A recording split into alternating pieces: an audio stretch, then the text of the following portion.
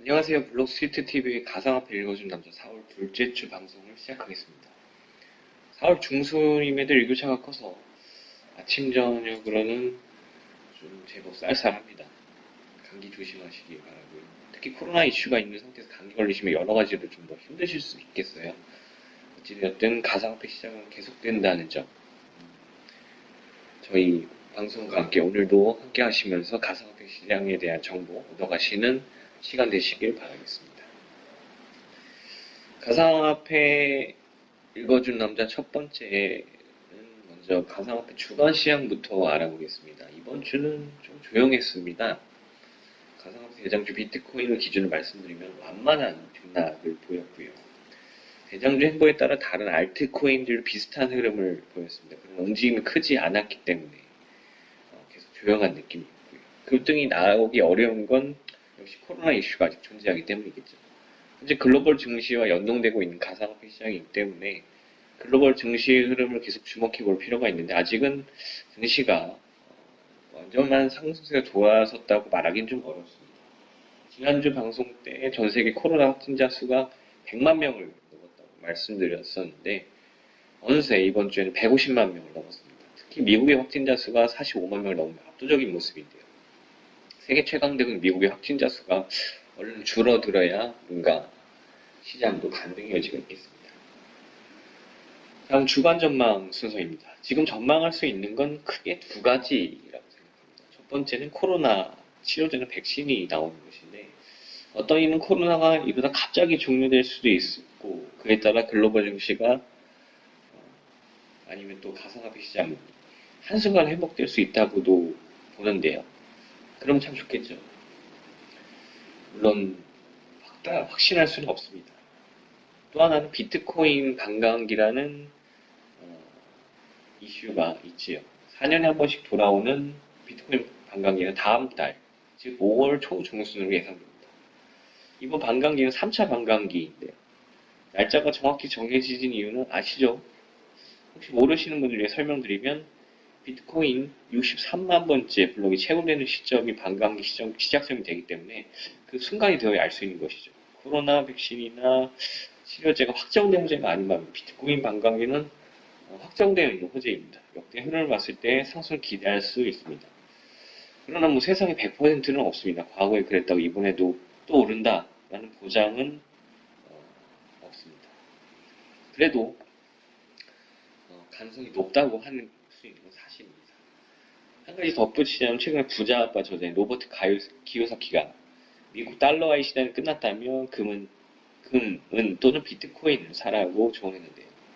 이유는 정부가 쉽게 찍어낼 수 있는 미국 달러를 갈수록 구매력이 감소하고 정부와 중앙에 대한 신용이 사라지거나 종이 조각이 될 수 있다는 게 가짜 돈이라고 했고요. 반면에 금과 은은 신의 돈, 비트코인 같은 암호화 가상화폐를 사람의 돈이라고 지칭하면서 중앙은행이 찍어낸 지표보다 더 신뢰할 만한 자산이라고 설명하고 있습니다.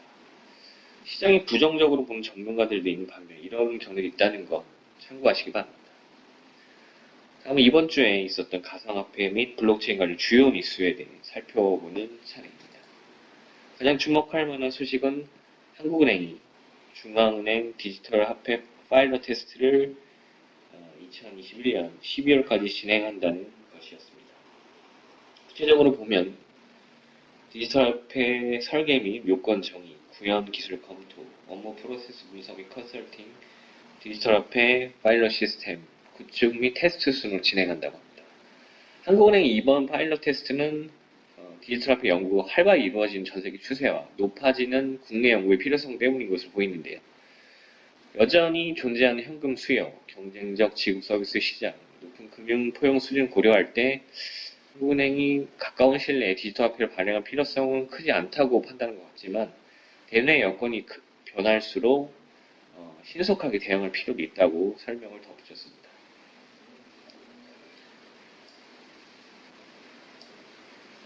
다음은 박사방 관련 소식입니다. 경찰이 박사방 참여자 수사를 위해 가상화폐 거래소 압수수색을 했는데요. 성창 침몰을 보기 위해 가상화폐를 결제한 유료 회원을 찾기 위해서입니다. 서울지방경찰청 사이버 안전과는 지난 6일에 가상화폐 관련 업체 약 20곳을 압수수색해서 박사방 운영자 조주빈 씨가 사용한 가상화폐 지갑의 거래 내용을 파악 중이라고 했습니다. 경찰은 기존의 빗썸, 업비트, 코인원 등 거래소와 베스코인 등 가상화폐 구매 대행 업체의 도움을 받아서 조 씨의 가상화폐를 송금한 이들 중 일부를 파악한 바 있는데요. 이번 압수수색을 통해 부당한 유료 회원들을 찾아낼 수 있을 것으로 보입니다. 비탈릭 부테린 관련 뉴스도 있었습니다. 사실 나카모토 사토시의 정체가 명확하지 않은 상황에서 가상화폐 시가총액 2위 이더리움 창시자 비탈릭 부테린은 현실적으로 가장 주목을 받을 수밖에 없는 인물입니다. 비탈릭 부테린은 탈중앙화를 통해 트위터의 가짜 뉴스가 줄었다고 분석을 했다는데요. 이 같은 의견을 담은 글을 본인 트위터에 올렸습니다.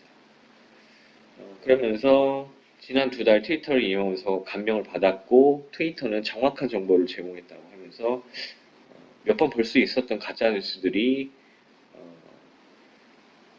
맥락상 거짓이라는 것을 쉽게 알 수 있었다라고 말했습니다.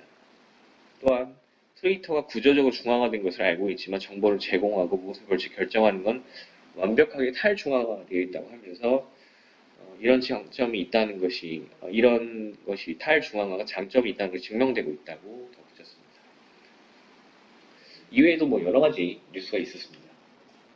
국토부가 200억 원을 들여서 블록체인 부동산 원스톱 거래 시스템 만든 뉴스가 있었고요. 리플이 코인원 등 국내 업체들과 손잡고 아시아 블록체인 해외 송을 강화한다는 것도 있었고요.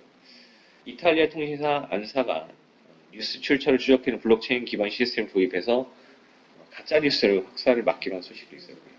테슬라가 중국 항구에서 블록체인 물리를 첫 적용한다는 것도 이번 주에 있었던 주요 뉴스였습니다. 금주의 핫코인은 비트코인 골드입니다. 비트코인 골드는 2017년 10월 24일 비트코인의 하드포크로 분리되어 나온 디지털 자산인데 이런 비트코인 골드가 비트거래소 기준으로 이번 주 주간 상승 1위를 기록했습니다. 비트코인 골드는 그래픽카드로 체결되는 방식을 채택하고 있는데 이 방식으로 ASIC 하드웨어 제조사의 독점을 방지하고 일반인이 쉽게 체결할 수 있도록 하고 있습니다. 현재 딱히 특별한 호재가 있는 건 아니고 다만 비트코인 캐시의 문제는 반사이익을 누리는 것으로 분석됩니다. 비트코인 캐시를 보면 네트워크 51%의 공격 비용이 위험 수준까지 떨어졌는데요.